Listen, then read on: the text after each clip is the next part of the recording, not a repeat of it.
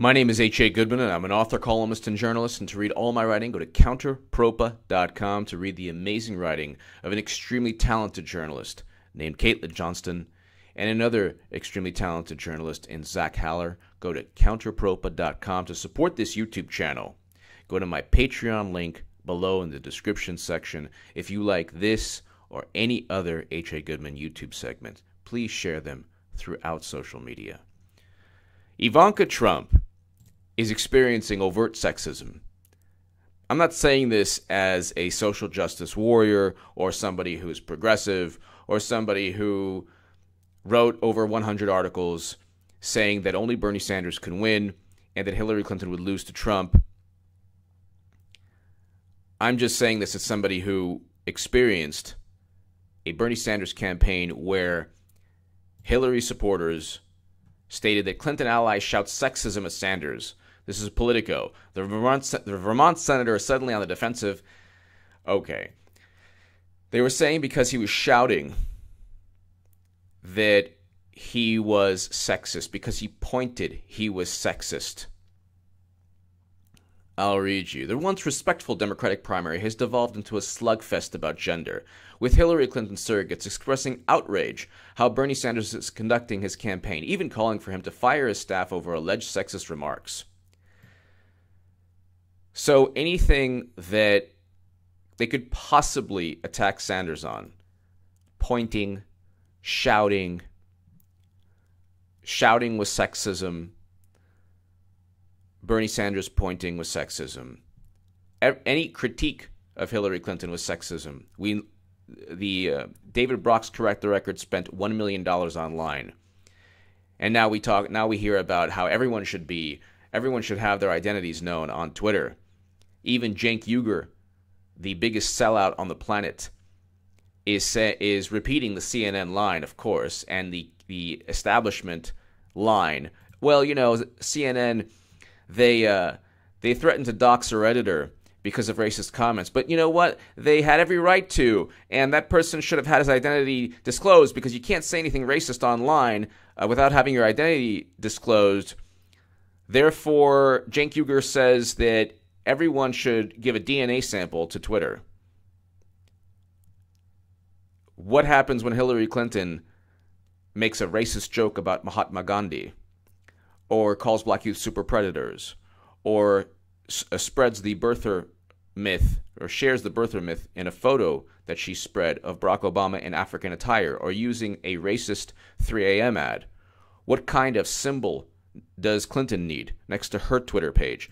But I'll read you what now Ivanka Trump. Now, if it was Chelsea Clinton, oh my God. Chelsea Clinton takes mother's seat at G20. If it was Chelsea Clinton, if she was old enough, Chelsea Clinton takes father's seat at G20. Oh, that would be so amazing. Oh, what a huge step for women around the world. If it's Chelsea Clinton, you better believe nobody would dare say anything. That's why the Democratic Party, and that's why many people on the left are just sheep. They don't really care about a value system. If it's Kellyanne Conway sitting on a couch, oh my God, how dare she sit that way? But if you dare say that same thing, if President Obama was in power or a Democrat was in power, it would be sexism. Oh my God, you are Satan. So the double standard, the duplicity, the disingenuous value system is apparent right now. Ivanka Trump takes father's seat at G20 table in break from diplomatic protocol. This is the Washington Post. Not, oh wow, this is a great step forward for women. Ivanka Trump, takes a seat with the most powerful people in the world there. Another woman at the table. Ivanka Trump briefly takes her father's seat at the table. Outrage follows, New York Times. Then there's one about nepotism. I think it's a Telegraph article.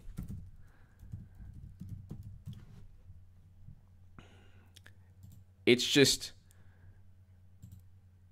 all of these headlines Ivanka Trump sat in for her father at G20 table. This is Think Progress.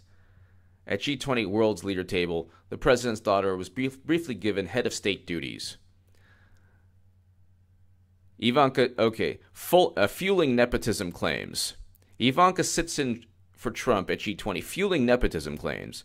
Donald Trump's nepotism has reached new heights. Nothing about Ivanka Trump, nothing about how she was in politics. She's been in politics for a long time. How do we know? Type in Ivanka Trump and Cory Booker, shall we? How do we know that Ivanka Trump... Okay, so you can type in Ivanka Trump, Cory Booker, Kushner fundraiser. Cory Booker and Jared Kushner, Democrat, received campaign cash from Trump's son-in-law, David Sirota. Ivanka Trump and Jared Kushner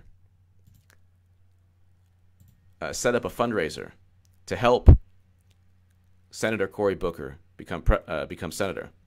New Jersey Democrat Senator Cory Booker, a potential 2020 White House contender and recipient of major campaign contributions from Jared Kushner and others in the Kushner family, declined to endorse his party's call for the White House to revoke the security clearance of the president's son-in-law.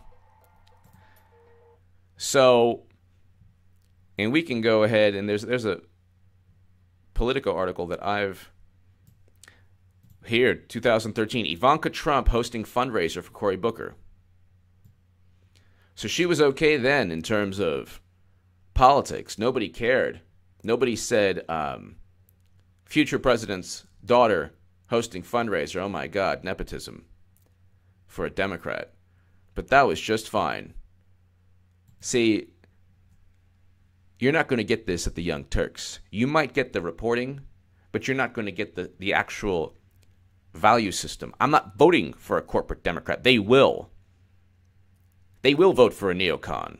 Doesn't matter how many investigative journalists they have investigating and then complaining and then allowing Cenk Uygur to sheep herd everybody into the corporate Dem position to vote for whomever they cheat for. Give me your thoughts below. Ivanka Trump hosting fundraiser for Cory Booker. Not a problem when she's hosting a fundraiser. Big problem when she's taking her father's place, the President of the United States, and that is overt sexism. Give me your thought, because it's overt sexism because, A, if the tables were turned and it was Hillary Clinton and it was Chelsea Clinton taking her mom's place, if the Republicans said one word, the journalists at Slate and the Daily Beast would launch into orbit. Their outrage would, there'd be no boundaries for their outrage. Give me your thoughts below. Thank you so much for listening.